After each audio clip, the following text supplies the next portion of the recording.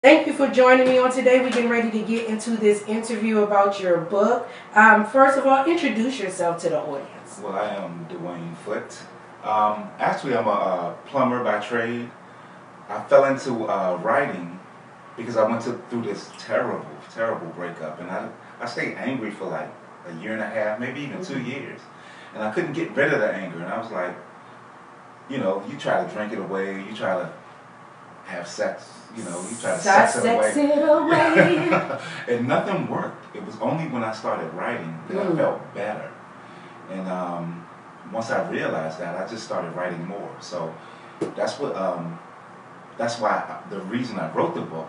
And then out of ManTality spawned poetry, so forth and so on. So the writing bug hit me, and yeah. Because the book is a mix of poetry and writing. I'm glad you brought up the angry part, because so many men don't show their emotions or allow themselves to admit that, hey, I was feeling bitter. It's always the woman that's bitter about something, or the woman she can't get over. But with men, it's like, oh, they just, even us, we think that you guys just drop it and move on. Yeah, but you got to think about it. Who taught us how to emotionally relay how we feel? Nobody. Yeah, or your mother. Yeah, well, my mom never really said that. I mean, she never gave me the space to be an emotional being. Okay. Yeah, so I was always taught to tough it out, and, move, forget it, drop it, and keep it moving. But it was only as I grew, as I started hurting, that I had to figure it out for myself. And I was like, why do you feel this way? And, you got to think about it.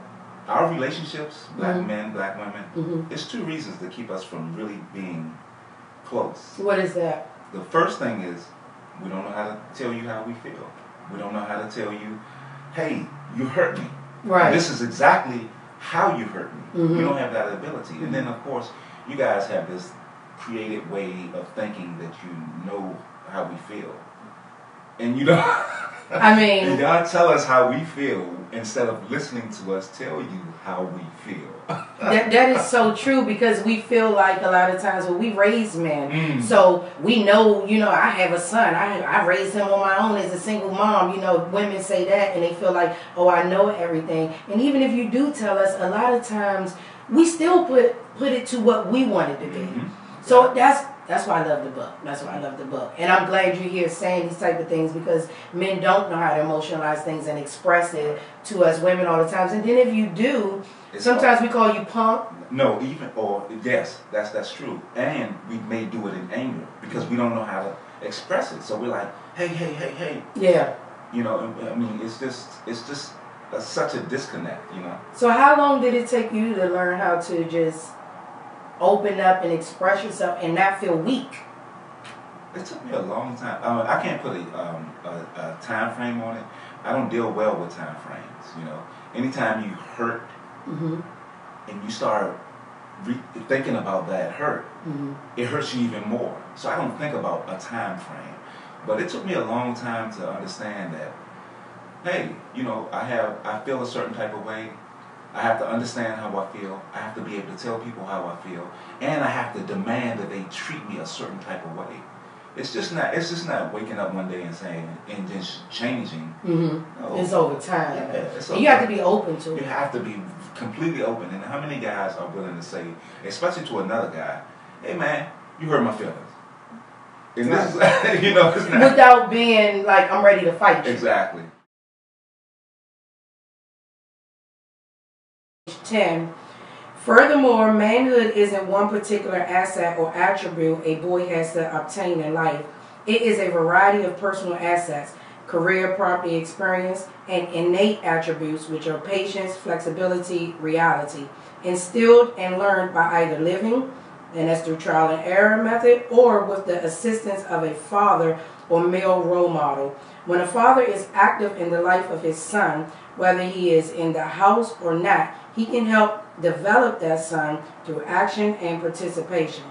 Fathers can take years off the learning curve of a developing young man. So from your personal experience, how does not having a father in the home really affect our young boys? I think I use an example in the book about, like, I played basketball at PG Community College. So I was 20, 21 years old, and I'm playing basketball with guys that's 18 years old. They straight out of high school. So my point is that it took me 2, maybe even 3 years longer than those guys to develop the skill set to even be on a college basketball team. You know, so had my dad been there, maybe he could have taught me how to not be clumsy at the age of 17, 18 years old. Maybe he could have helped me with my hand-eye coordination. And I say that because even with my child, my oldest son, he's a baseball player. Like pitching, I'm not a great pitcher, but we went out there to the baseball field and he threw from the pitcher's mound to the back, to me, who was acting as the back catcher. So, you know, with velocity, accuracy, so forth and so on. So because I'm present, because I'm here in his life, I'm showing him stuff, even if I'm not an expert at it. Right. And it's just developing his hand-eye coordination. And that's all because I was present. So had my dad been present, maybe I could have been 17, 18 years old at PG playing basketball. And that's so clumsy because I was clumsy as hell. Earlier on, Earlier, it didn't happen to wait. So when you look at our young boys and they don't have a father in their life, and you see them walking around angry, because nowadays it seems like our young boys have given up on certain things. They're not active. They're not in the community. Do you hold our men accountable? Or are the women accountable? It's such a touchy subject because anytime you start talking about black women especially, you really have to watch what you say. Just get into it. I'm gonna get into it. I don't care. I'm definitely gonna get into it because that's what I do. But it's such a slippery slope.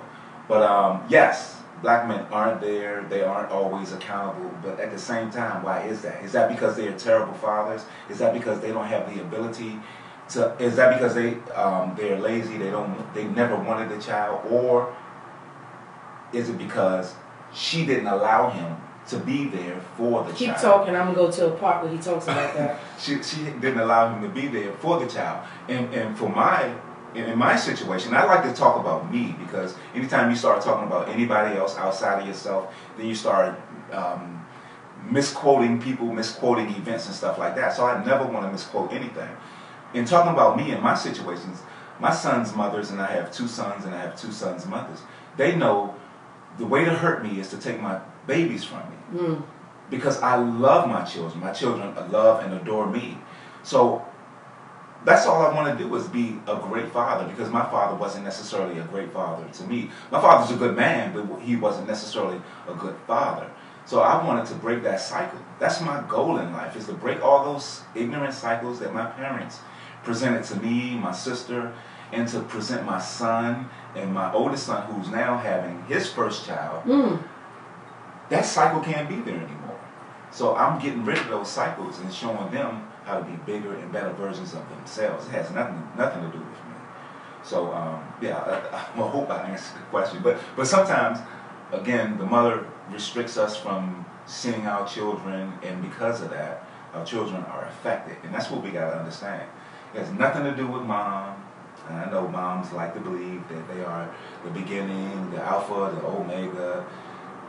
But it has nothing to do with us.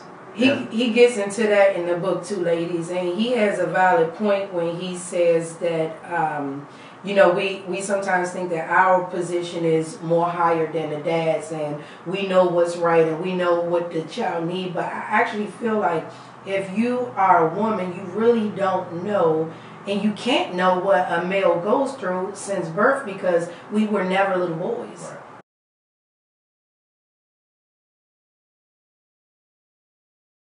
A lot of women do restrict their children from seeing the dad as a way to hurt him, but it ultimately hurts the child in the end, and not the dad. Another piece that he says about that, I don't think I was planning to read it, but it says, mothers sometimes play a role in children having these fatherless moments. If the father has moved on with another woman, the mother, due to having an uneasiness of another woman being around the child, oftentimes prompts the mother to sever ties with the father. And in some cases, the mother has moved on, and she's now preferred the new man to play the role of dad instead of the biological father. That's crazy. It's absolutely bananas, right? Yeah, and women are doing that. Yeah.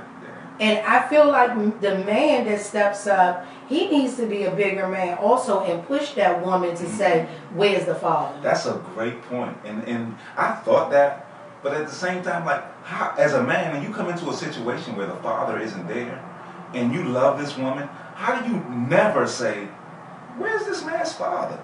Why is this man not active in this child's life? I love this child. I love you. I love this child.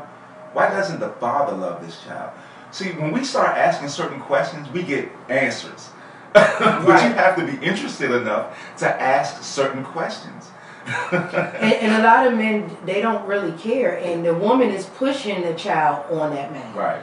And he's like, this is not my child. I don't mind playing this role here and there, but this isn't my child. And I think if more men were men and said certain things, then it will provoke this woman to say, you know what, I can't do this. But a lot of times, the men listen to what the woman says about that man, and he's getting that old good. Yes. And he's living with her. And he's living with her. And he's living. Great point. What else can he do? Right. So what he starts doing is getting aggressive and having this angry attitude towards the child's father. So when the child's father do come along, they beefing. Exactly. And that's what she wanted. Yeah. Because now she's like, now you on my side. You see how he is, he this and that. But it hurts the child. And in what ways does that do it hurt boys? Well, I mean, it's not beneficial for the child at all. And I think I mean, if we can come out of our own selves and just really pay attention to the big picture, which is the child, then we'd understand that we need to be better adults. The way it hurts children is that when men come to the table and we devalue ourselves, because that's basically what we do. When we say, and don't get upset, when we say that a woman can raise a boy to a man, we devalue ourselves. Like, what value do I have as a father? What value do I have as a man? I have no value if I come to you and I say, yes, woman, you can raise this boy into a man. And it's not true. I took my son to school one time, my youngest son to school one time. And I've taught him how to urinate by pulling his penis out of his zipper and urinate like that. Without pulling your pants down. Without pulling your pants down. Okay. You don't expose yourself like that. So we went into the bathroom because he said, Dad, I need to use the bathroom before I go to class. So as soon as we walk into the bathroom, we see a little boy, pants down. I see his whole behind. A child. If I was a pedophile, then I'm looking at this child like, I have a moment, I have an opportunity. Something bad can happen. You as a woman, would you have been able to eloquently explain that to that child? Maybe. But me as a father, I can absolutely do it. And I can do it,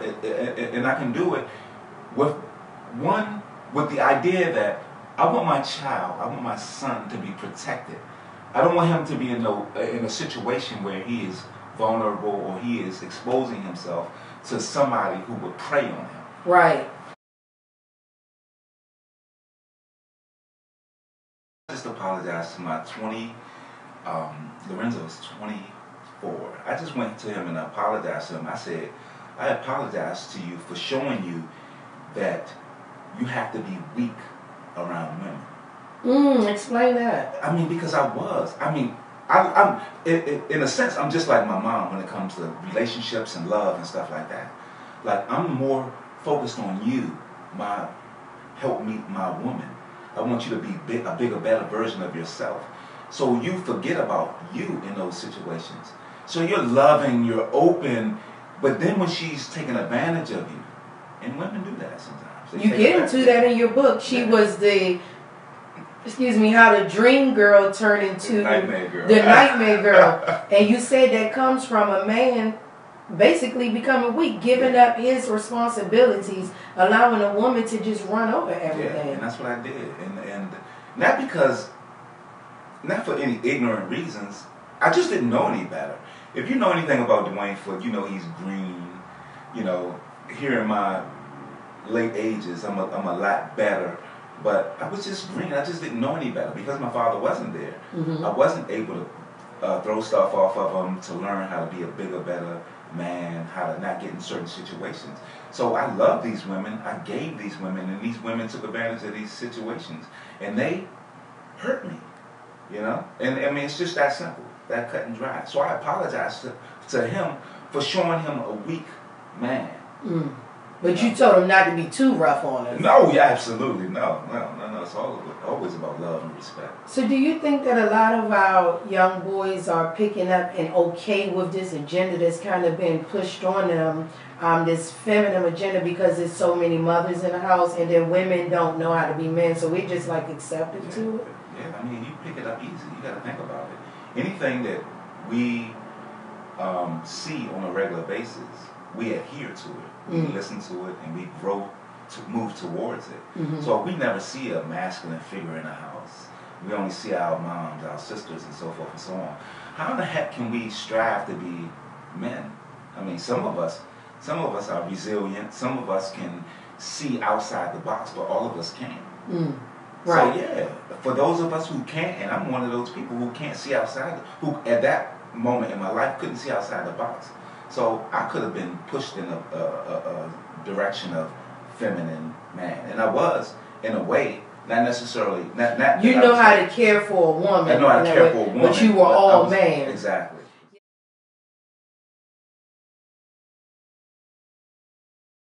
Yourself teach a young boy. So why is it important that we let him go through that first fight? It's crucial. I mean, it's all about pecking order with men. You know, we need to know. What is the pecking order? The pecking order is, where do I fit in manhood? Am I the boss, or am I a foot soldier? I need to know that, and I will never know that unless I have a physical altercation. So my youngest son, he's a huge kid. Okay. So at 8 years old, he got into an altercation on the school bus with a 12-year-old, and the 12-year-old assumed, because of his size, that they were the same age. So the 12-year-old hit him, and then my son didn't do anything about it. You know, his mom wanted to go to the principal, which she did, and go to the parents, which she did. All that stuff is not necessary. You go to the child, you say, listen, this is what I did anyway. I said, I showed you how to fight. I don't care how old this other kid is. But you need to have it out with this guy. Not because, not for no crazy reasons, but because if you allow this kid to bully you, then other kids are going to bully you. That's true. And you're going to walk around as a target, with a target on your back, because you never stand up for yourself. At what point in your life, a parent's life, do they tell their children that they need to stand up for themselves? You say it all the time, but all of a sudden you're going to strip a child of the ability to fight. They need to know if they can fight or if they can't fight. Right. So if they can't fight, I think it was Richard Pryor or Eddie Murphy. One of them said that because they knew they couldn't fight, they would make jokes. So right. So you knew not to mess with him either way.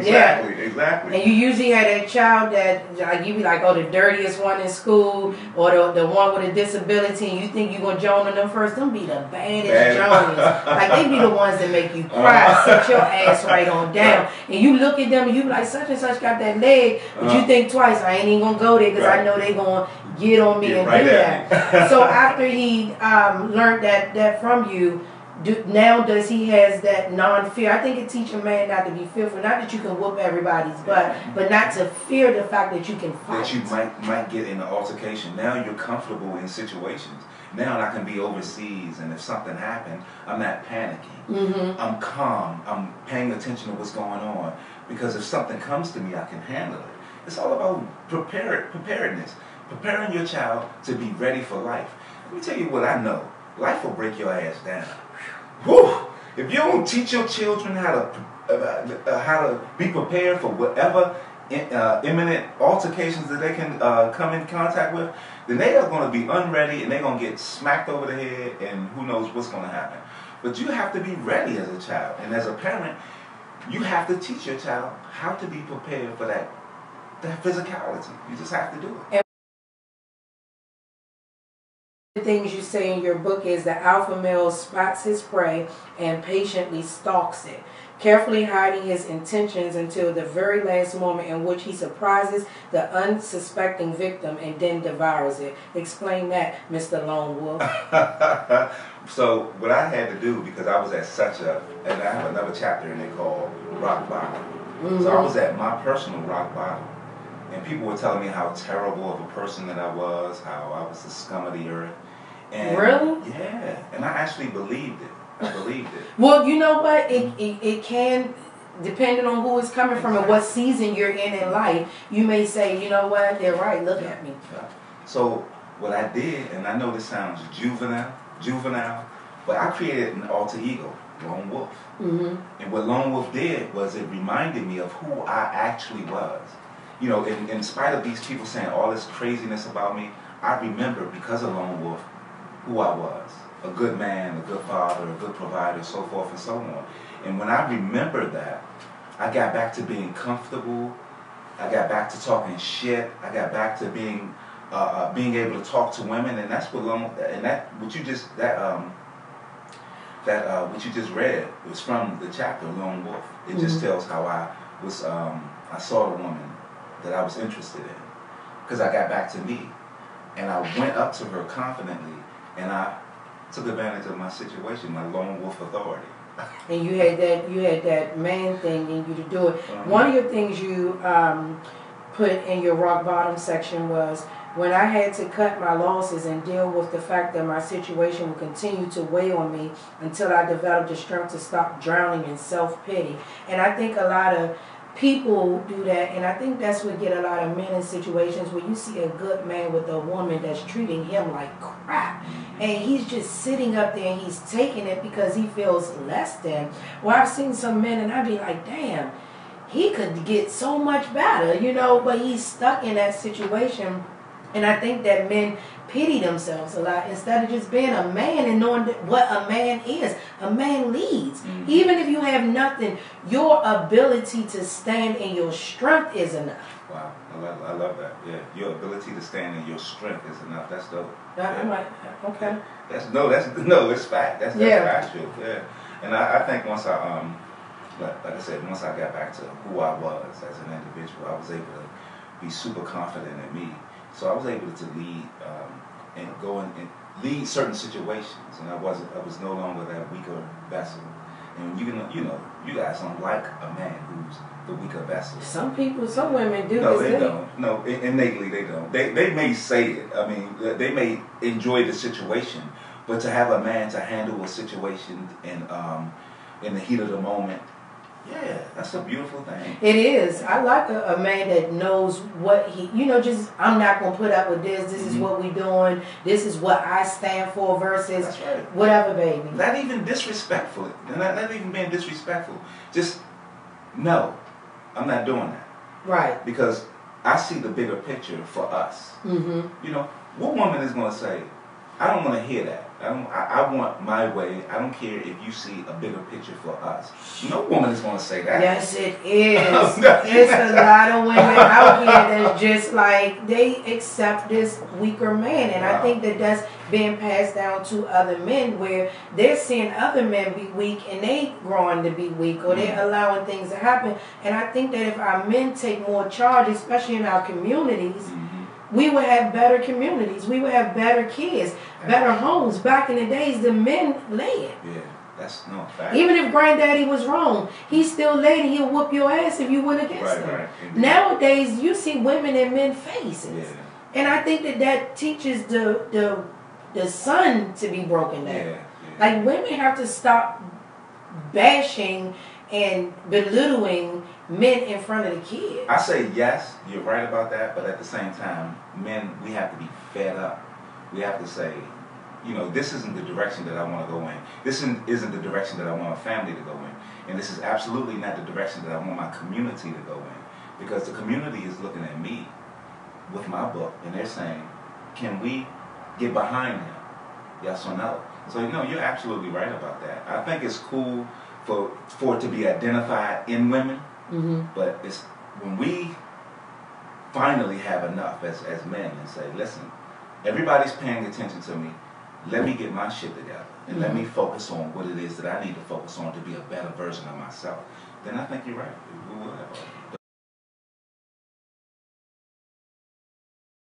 I don't think it breaks. No, you gotta, as a woman, you gotta know what it is that you want out of a situation. And if you see that you're not getting that out of this particular guy, don't lie to yourself and try to force him to be what you want him to be. But we do that. It's ridiculous. It's the dumbest thing ever. Just for the record, it's the dumbest thing ever.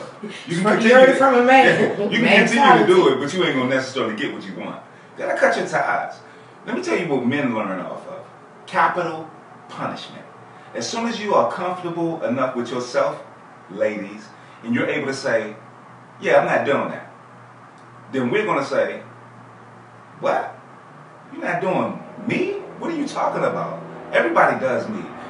Okay, well, let everybody do you, but I'm not doing you. As soon as you get that in your repertoire, then you can change a lot of. So does that capture a man's attention when we stand our ground? No. Yes. Say no. Because my mom always said a man doesn't like a doormat, but so many women think that giving him what he wants when he wants it and how he wants it is what keep him. But them be the ones that cheat, and they cheat with the woman that actually does say no. Yeah, you gotta say no. It is, ladies. When you spark our interest, we go home thinking about you. When you do something to pierce our consciousness, we're like, I need to call her now. Why won't she pick up my call? Why won't she respond to me when I text her? When you're doing that, you're like arousing us. But it's so easy for you not to call me, but then for me to call somebody else and they respond. So, yeah. So that's what I'm gonna say. So if you have the women that's responding and doing what you want them to do, and then this one comes along and she's like no, and she has this strength and this confidence in herself, that can make her win over the other guys. Absolutely. I mean the other women. Yeah, because we see it and we want it. We want that woman to give us boundaries. We love that. Like constraint. I mean, don't hold us hostage, but give us enough rope so that we can hang ourselves. Oh my God, there's nothing more exciting than a woman to tell me no, but give me just that amount of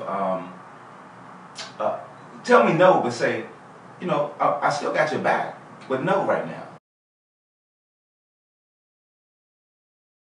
I don't meet a lot of men that openly share their emotions. Crying is considered weak. Moping about something and complaining is considered weak. Like I've met some men that the wall in between them is the fact that they have this, you not gonna make me into no punk, or I ain't gonna act like no sucker. And it's just minimum things like just saying, did you make it home? Hey baby, looking out for a woman. That's too much for a man because he thinks that that's pussy. No, it's scary. It's scary because you're asking a man to be vulnerable. Yeah, that's big. I didn't look at it that way. That's all it is. You're asking the man to be vulnerable, to feel, and at our core, that's what we want. We'll never say it, but that's actually what we want. I want somebody to be compassionate. I want somebody to love me, like real live love me, not just like, yeah, I know you got home. That's why I hit your phone. No, hey, I called you because I wanted to make sure you were home safe. I might fight you on the point, but when I hang up the phone, I was like, she really cared enough to make sure that I was home.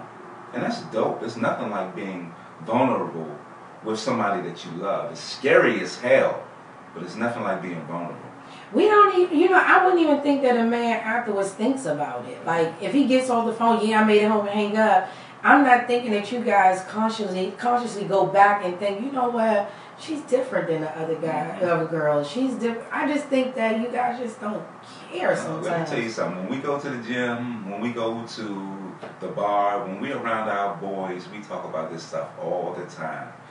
But you better believe that these boys are safe spaces. The boys that we talk to are safe spaces. Okay. We're able to get that stuff off our chest, and they are going to give it. They're going to give it to us in love. They're going to be like, oh, you a sucker, but it's going to be all in love. And believe me, it took me a long time to understand that. When I would go to the gym, and I talk about it in the book, when I would go to the gym, these guys they saw me hurting, and they would use that hurt against me. But these are the same guys who, right today, tell me how much they love me. They tell me, listen, I got your back, whatever you need, just let me know. So when we have those partners that we can talk to, we do. We may not talk about it you, because it is being vulnerable. It is letting our guard down to love. I mean, that's what love is. Love is letting your guards down to let somebody else in. And it's the scariest shit ever. For them, we ready to love. We meet a good guy, we be like ready to love. Like, come on, baby, let's cuddle, let's get married right now. Right but now. You guys, so that barrier sometimes they come up. It's not that you don't want to move forward, because some guys they still moving forward, but you're like, why are you so aggressive with it, or why are you so mean? It's because he's afraid of becoming vulnerable. Yeah. But once he becomes vulnerable, done. But no, he's 9 times out of 10 he is vulnerable right then and there in that moment. But believe me, walk away from it. You'll see all that vulnerability come out his ass. Somebody's about to get walked away. Right. I'm on Instagram as Lone Wolf, I as in intellectual, P as in property. I'm sorry, Lone Wolf _ I as in intellectual, P as in property. That's where you can find me at on Instagram. On Facebook, DeWayne Foote, my name, and go to my website. My website is lonewolfip.com. Make sure you guys grab a copy of this book. Great book. He got me a t-shirt, so I'll definitely be wearing it in one of the future shows. One question I can't let go of, because I just wanted to ask this for myself, and just because it's a thought on my mind.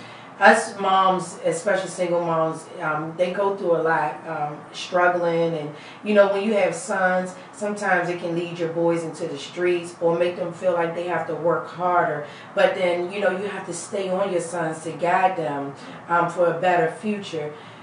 I just really want to know, as you got older, did you appreciate your mom more and what she went through? Did you begin to understand it? So maybe not being able to get those shoes as a teenager or a young child, or seeing her not be able to buy or take you out like the other children were. And as she got older, I'm pretty sure she improved in her finances and her being and everything.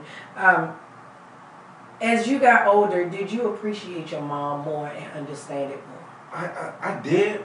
But I will say, it took me a long time to understand what was actually happening.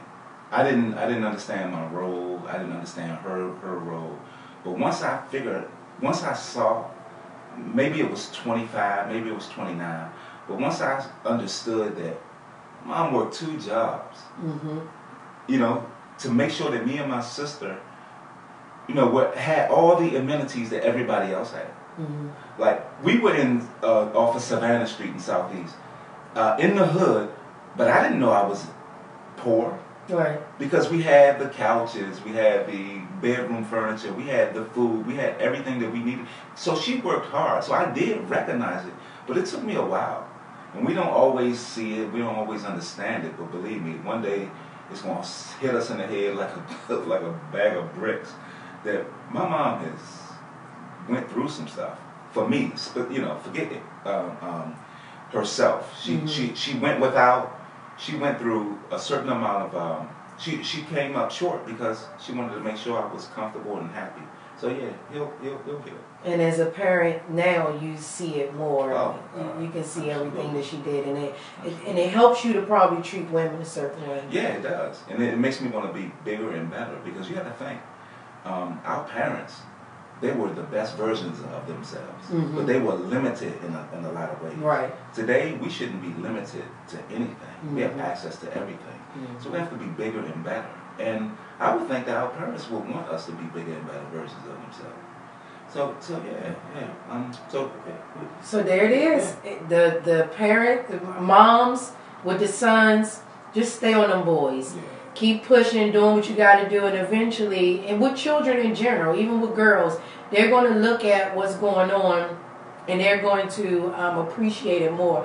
And for you moms who are keeping your children away from their father, whether that's because there's another man involved or you just can't stand their dad, guess what? In the long run, it's going to affect the child. And when that child found out that you purposely kept them from their dad, and they could have had this relationship with them long time ago, especially girls, we love our daddy. They're going to be upset with you. I don't care how many shoes you brought, how many clothes, how big of a house you had. None of that is going to matter when they find out that you blocked their relationship with their father. That is the most important guy in a young girl's life and in a boy's life. But if you're doing that right now, I advise you to stop. I would say if you need to talk with him, inbox him. Yeah. Email him. You know, get in touch with someone who can tell you from a man's perspective about it and not afraid to, so you can know what it's going to be like, because that child is going to hate you. And you're going to break that man's spirit. As a woman, to come to that man and say, hey, I've done this. I've resented you. I've taken you away from your child. I apologize. That's going to break that man's spirit. And he's going to jump over the moon for you, I promise you. That's from a man who wrote ManTality. So you ladies, if you don't want to listen to me, listen to him. So call and apologize. Be the bigger person. Tell that father, I did this and I want to stop it today. And let that son or that daughter be in their father's life, because they're going to blame your ass. I promise you they're going to hate you for it. My dad died when I was 11, and what he did for those years just means so much. He couldn't have did no wrong. My mom, she was... If he said he wanted something for me to do, I lean towards him, because he was that's your first love as a girl. Your dad. You don't have no girls, right? None. I have a goddaughter, and when me and her hang out, it's so beautiful. Are you thinking about a girl? I can't. I mean, I think I can just only have boys. That's how I feel. Okay, I was about to say, did you get it tied up or fixed? No, I didn't. Stop? No, put the hole in? Look, I can still pump them out. He did this. That's right. Every bit of 6. Here we go. Indeed. Let's bring it back in, because y'all know I'd be all the way down there, and I'm supposed to be sitting right here. He did this, and I'm like, wait a minute. We talking about wood. Oh, shit. Trouble. Y'all, this lone wolf, I'm going to leave him alone up in here. But I thank you for joining me here on the Stubbs Show. I hope that my audience invites you out, my other media outlets. Bring them in for an interview. Get your copy of the book. Where can they purchase the book? Or how can they purchase the book? The book is online on Amazon. It's only on Amazon as an ebook. I actually have physical copies. And hopefully next week there'll be printable versions on Amazon as well. I just have to get my cover taken care of. Once I get my cover taken care of. But they can call you. Absolutely. And you can meet up with them to get a book or mail it to you. Absolutely. You can mail you a book. Cash App, all that. You can get them money. Only $20. Yes. And it's a good read. A good read. Something you can give to your baby father. If he having issues, slide it to him. Your husband, stop giving them gifts that don't matter. Give them something that can change their life, thought-provoking. Make them think about some things that y'all been talking about. That's what ManTality would do for you. Now, what do you want to leave our audience with? Do you want to do a poem, or just want to do some encouraging words? How you want to do it? I want to give a shout out to while he think about what he want to do. I want to give a shout out to my sponsor for today, which is Legacy Real Estate Properties right here in Greenbelt. Make sure you connect with LaShawn Hall to sell your home or help you to purchase a home. The information is on our down in the comments section. I don't know the number by heart, but you guys can follow them on Facebook at Legacy Real Estate Properties, and also on Instagram at Legacy Real Estate Properties. They also do taxes. It's tax season. It's not too late. My girl LaShawn will get you that money back. So make sure you guys connect with Legacy, and you can DM them or inbox them on Facebook. Also sending a special shout out to Skinny #1. That's what my sweatsuit is from today. Skinny #1, and that's just Skinny NO and the #1 on Instagram. Make sure you guys follow them. Both of these are black-owned companies, one female, one male. So make sure you guys show some support. Get you a nice sweatsuit with the fur on the inside. It's almost like a sweatsuit, a UGG sweatsuit or something. I ain't even need a jacket with this on. And also, you guys, remember, follow me on Instagram at Stubbs_the brand. If you want to be a guest on the show, you can just inbox me or shoot me a DM. Email me also at worldoffaith@yahoo.com. I can come out to your restaurant, come out to your place, or we can meet up and do our sit-down interview together live right on the Stubbs Show. So what are you going to do? DeWayne Lone Wolf. I think Lone Wolf make me think about Lone Wolf now. Lone Wolf? LONGWOLF? See? God almighty. See, I'm all the way down the street because he done got my mind in. Let me get back into my coffee. Go. I wanted to leave with some words of inspiration. Okay. But now you got me thinking about erotic poetry. See? See? Oh, we're not going to do that. Not in this empty office, we're not. Okay? We're going to do right. We're going to try to. I'm going to call Kumbaya to Jesus. Tell him, come on down here, Lord. Come on down. Real quick. Come on. The reason this piece is here is because this is what I do. If you go to the website, lonewolfip.com, you'll see pieces like this. So what happens, this is a customized poem. Somebody asked me to write a poem for their parent that was deceased. I wrote that poem, and that's what this poem, and that's what this is. I didn't get an opportunity to do it at the scheduling issue. I didn't get a chance to do it at the actual funeral, but I did frame it for her and give it to her. Also, the last thing, the piece that I wanted to leave with you guys, break the cycles. We don't have to be victims of our parents' ignorance. I know that sounds harsh, but it's a reality. Break the cycle, move forward, be bigger and better versions of ourselves. Our children deserve it. That's right. You guys make sure you get your copy. ManTality. This has been another episode of the Stubbs Show. I enjoyed myself, you guys, but I got to go, and I want you to get your copy. Support this author.